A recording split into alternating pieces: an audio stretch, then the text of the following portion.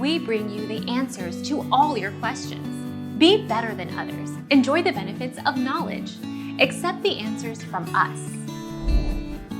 This button is almost always recessed, but you should be able to access it with a straightened out paper clip. To reset, make sure the router is turned on. Press and hold the reset button for 10 seconds, then release it. The router will then restart in the factory default setting. Our mission is to provide accurate answers. We think without knowledge, it is impossible to live a balanced life. Be competent, be skillful. Thank you for watching. Don't forget to subscribe and hit the bell notification.